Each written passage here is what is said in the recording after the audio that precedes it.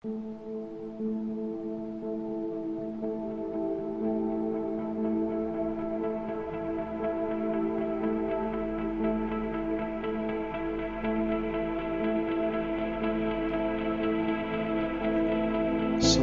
bersama Tuhan. Aku, Tuhan, merendahkan pohon yang tinggi dan meninggikan pohon yang rendah, membuat pohon yang tumbuh menjadi layu kering dan membuat pohon yang layu kering bertarup kembali. Yehezkiel 17 ayat 24. Bagi Yusuf, menceritakan mimpinya kepada saudara-saudaranya membutuhkan keberanian khusus. Apakah mereka tidak akan mengecapnya dengan ekstrim, ngawur, setengah waras, ambisius, dan sebagainya? Namun hatinya begitu yakin bahwa Allah yang memberikan mimpi itu kepadanya. Dengan bulat, ia mengambil keputusan untuk menceritakan mimpinya. Kejadian 37. Ternyata reaksi saudara-saudaranya lebih buruk dari yang diperkirakan. Mimpi ini semakin membuat kebencian saudara-saudaranya semakin meningkat. Dan Yusuf akhirnya dijual kepada para saudagar Midian. Di sana ia dijual dengan harga jauh lebih tinggi kepada Potifar. Tinggal bersama Potifar yang pasti kaya karena ia adalah kepala pengawal raja, jauh lebih menguntungkan daripada tinggal bersama pedagang Midian.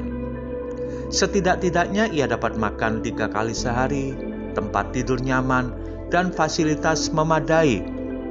Namun karena kegenitan tante Potifar, Yusuf terpaksa harus mendekam di penjara karena ia menolak ajakan tidur istri Potifar yang siang malam tak henti-hentinya menggodanya. Selama di penjara, Yusuf tidak mengeluh. "Ah, nasib, nasib. Apakah mimpiku yang dulu itu hanyalah bunga tidur belaka?" Tidak, ia tidak mengeluh. Malahan di dalam pengharapannya itu, ia mendapatkan kekuatan Allah. Justru dari penjara inilah Yusuf diangkat menjadi orang nomor 2 di Mesir. Allah mengangkatnya menjadi orang terhormat. Saudara, Yusuf adalah contoh manusia yang Allah tinggikan. Anda bisa menemukan kisah yang serupa pada Abraham, Musa, Daud, dan lain-lainnya. Satu prinsip yang perlu dicamkan adalah sebelum mencapai puncak, lembah harus dialami terlebih dahulu. Ada masa-masa getir yang mendahului sebelum tiba di puncak. Tapi Tuhan, sudah puluhan tahun aku berada di lembah. Kelihatan puncaknya saja belum, Tuhan. Bagaimana ini? Inilah kerutuan klasik anak-anak Tuhan.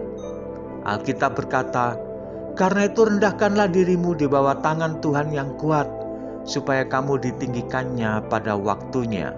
1 Petrus 5 ayat 6. Yang diperlukan untuk mencapai puncak adalah kerendahan hati dan jangan lupa kesabaran. Abraham sabar untuk menantikan janji Allah. Ibrani 6 ayat 15.